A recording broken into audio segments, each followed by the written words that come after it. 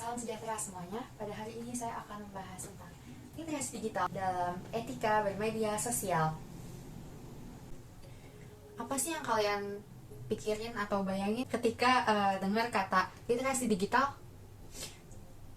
Iya, kebanyakan orang bakal mikir kayak kemampuan membaca dan menulis di era digital kan. Tapi sebetulnya definisi tersebut masih kurang tepat. Literasi digital itu merupakan kemampuan memahami suatu bacaan, membaca dan menulis juga. Menurut Harjono pada tahun 2018, literasi digital merupakan kemampuan teknologi komunikasi, informasi, dan berpikir kritis atau berkolaborasi dalam sosial. Ini mencakup tanggung jawab kita dalam dunia digital serta penggunaan yang etis dari informasi dan teknologi. Nah, udah kebayang belum kira-kira hubungan dari literasi digital dan etika bermedia sosial? Nah, kalau belum, aku udah rangkumin 4 poin dari hubungan antara literasi digital dan etika bermedia sosial. Jadi yang pertama ada kemampuan individu untuk memahami bagaimana cara menggunakan platform media sosial dengan baik dan benar. Jadi kan banyak nih ya kayak fitur-fitur media sosial, tapi kita belum tentu paham semuanya. Jadi kemampuan literasi digital ini membantu kita untuk memahami semua fitur yang ditawarkan oleh media sosial.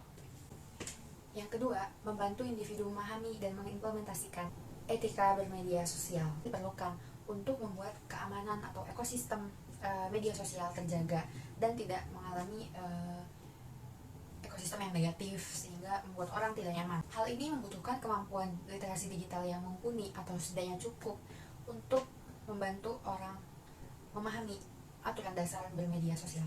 Hal ini supaya kedepannya kita tidak dirugikan oleh orang lain maupun kita tidak merugikan orang lain. Yang ketiga ada menjaga identitas dan privasi online kita. Tanpa sadar kita suka nggak sih kayak menyebarkan informasi-informasi yang sebetulnya itu tuh pribadi tapi kita sebarkan ke halayak umum di media sosial.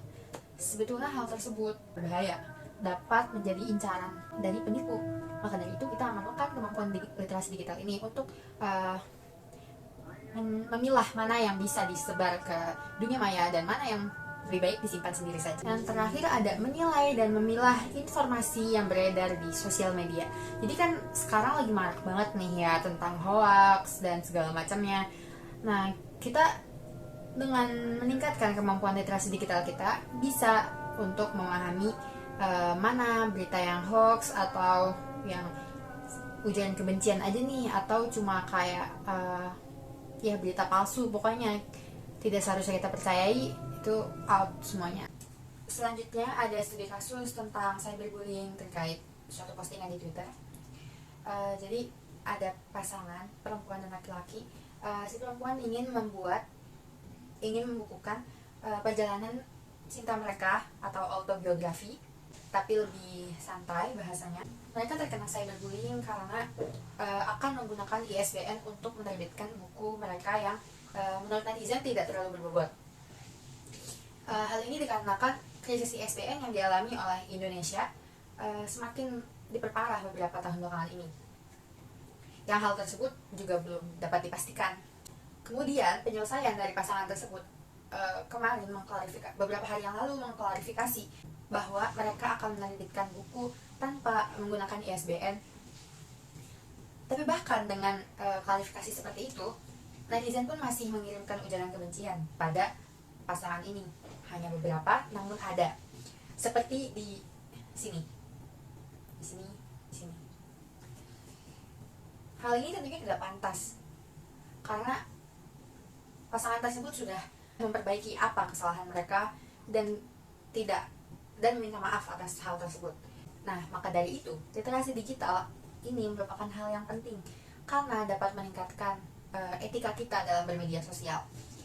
Masih banyak netizen yang menggunakan smartphone, menggunakan media sosialnya dengan sembarangan dan mengetik asal tanpa berpikir 2 kali.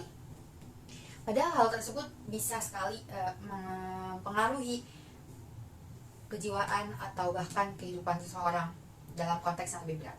Seperti dalam film Budi Pekerti yang mengalami kerugian besar akibat framing atau hoax yang disebarkan oleh netizen. Sekian yang bisa saya sampaikan. Terima kasih atas perhatiannya. Salam sejahtera.